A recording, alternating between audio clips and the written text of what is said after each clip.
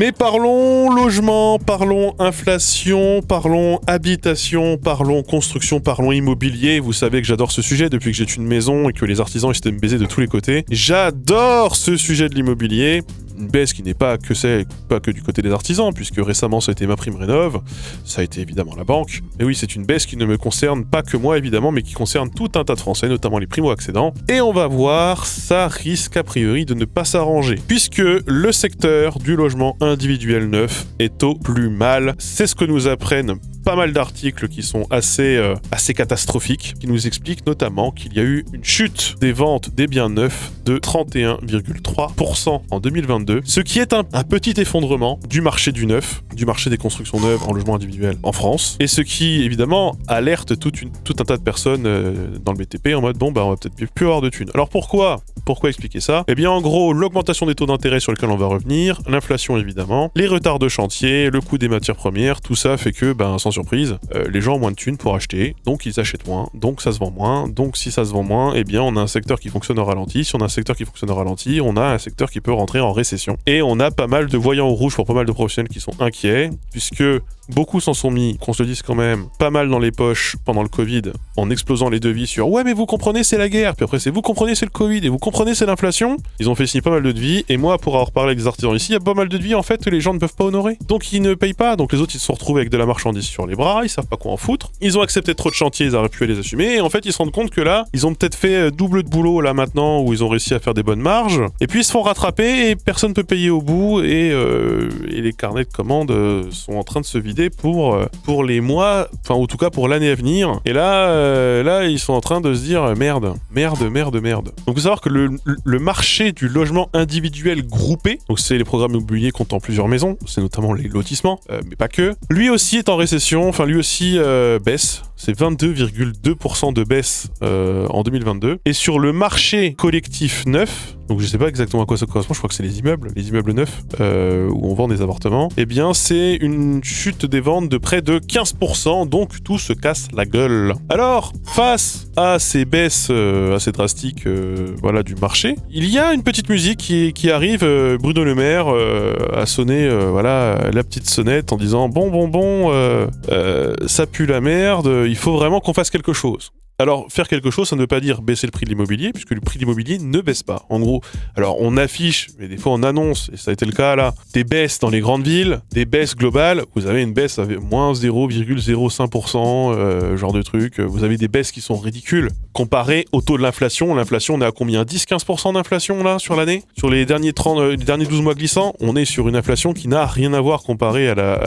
aux répercussions que ça peut avoir sur l'immobilier. On a un immobilier qui reste quand même très fort. Bruno Le Maire, il a dit, le problème, c'est qu'en fait, les gens ne peuvent pas emprunter. Donc, il faut faire en sorte qu'ils empruntent plus. Parce que, il faut savoir que depuis le 1er janvier 2022, c'est pourtant très récent, depuis le 1er janvier 2022, et c'est pour suivre une directive européenne et suivre la BCE, il y a plusieurs règles qui ont été mises en place du coup par le Haut Conseil de stabilité financière, et notamment 2 règles phares, qui sont qu'aujourd'hui, il est interdit d'emprunter à plus de 35% de tes revenus mensuels en taux d'endettement. Que tu gagnes 1000 balles par mois ou que tu gagnes 10 000 balles par mois, tu n'as pas le droit de déposer 35% de taux d'endettement. Ce qui, entre parenthèses, ça a pas mal été dit, ça n'a pas vraiment de sens. Puisque, effectivement, c'est beaucoup 35% de taux d'endettement quand tu gagnes que 1000 euros, parce que c'est dur à rembourser. En même temps, c'est des montants qui peuvent être dérisoires. C'est-à-dire que si demain tu gagnes le double, divise par 2, t'arrives au salaire médian et en fait, t'as divisé par 2 ton taux d'endettement. Et le chômage peut éventuellement rattraper, et c'est un crédit qui pourrait être rattrapé même potentiellement sur le chômage, le RSA, etc. Donc, c'est pas pareil que quand t'empruntes,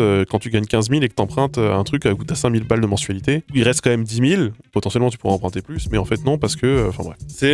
C'est un peu arbitraire. Et la durée maximale du crédit, elle a été plafonnée aussi à 25 ans. Là où, si vous vous souvenez, dans le zapping qu'on a vu mardi dernier, on faisait des crédits des fois jusqu'à 50 ans, sur 50 ans. Alors, évidemment, c'est pas les mêmes prix, etc., etc. Savoir que du coup, il y a des exceptions, hein, genre, ça peut être jusqu'à 27 ans pour les travaux de rénovation importants. C'est peut-être potentiellement d'ailleurs ce qui va nous arriver à moi et ma femme. Et l'achat d'un bien en cours de construction, puisque tu as une année de césure, etc., blablabla. Le truc, c'est que là, en 2022, tu peux avoir des crédits à 1%. Il peut y avoir des taux à 1%. Là, maintenant, tu te retrouves avec 4% de taux, et on te demande 10 à 20% d'apport de la banque. Parce que la banque ne veut pas prendre de risque. Au passage, ça n'a vraiment pas de sens, pas trop, parce que pour avoir parlé avec un banquier de ça, il m'a dit mais de toute façon le taux de non-paiement de crédit immobilier en France il est dérisoire. Mais par contre les banques ne margent pas sur les crédits immobiliers. Les banques font pas d'argent là-dessus, et les banques elles font de l'argent sur le fait qu'elles aient un nouveau client, et qu'elles peuvent faire des frais, des blablabla, des machins. Mais sur le crédit immobilier, la banque elle gagne pas beaucoup. Donc en fait ils ont pas trop envie de se casser le cul non plus. Donc en gros, on se retrouve avec des taux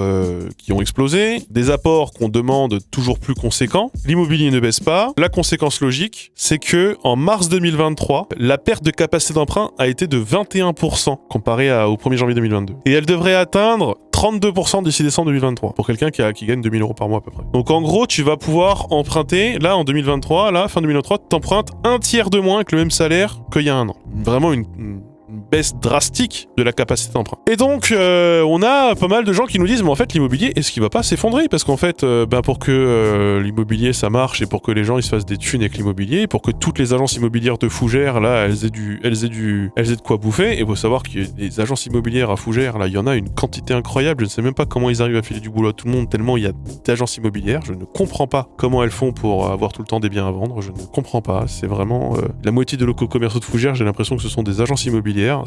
Ouais, il y en a qui se font racheter, il y en a, elles sont 10, 15, 20 personnes à bosser dedans, mais tu te dis, mais putain, comment ils font? Bref. Donc là, on nous dit, ça joue très fortement sur la demande, particulièrement sur les primo-accédants. Donc ça, c'est Thomas Lefebvre, directeur scientifique de Meilleurs Agents. L'effet va être durable dans les prochaines années avec un recul de l'âge de la primo-accession, estime-t-il, tout en anticipant un décalage très fort entre d'une part les Français qui sont déjà propriétaires et qui peuvent rester sur le marché, et d'autre part, ceux qui ne peuvent pas y entrer. Et du coup, ça va baisser les prix. C'est pas dit, parce qu'en fait, les gens ne vont peut-être pas vouloir vendre non plus, parce qu'ils ont peur de pas pouvoir vendre en fait, tout simplement, ou de pas pouvoir vendre au bon prix. Et le problème aussi, ça c'est un agent immobilier qui me le disait, c'est que tous les gens là qui ont acheté pendant le Covid, des trucs qui étaient franchement invendables, sont des gens qui ne vont pas vouloir vendre tout de suite, parce qu'ils ne vont pas vouloir faire de pertes sur le bien qu'ils ont vendu. Et dans les périodes inflationnistes, les gens ne vendent pas, au contraire, les gens conservent leurs biens et ne le vendent pas, parce que dans une période inflationniste, tu vendras toujours plus cher demain, donc vaut mieux toujours garder. Et surtout, comme on nous le dit là, c'est ce que vous venez de le dire, c'est qu'en plus ça risque de renforcer les inégalités d'accession à la propriété. C'est ça que ça veut dire, hein.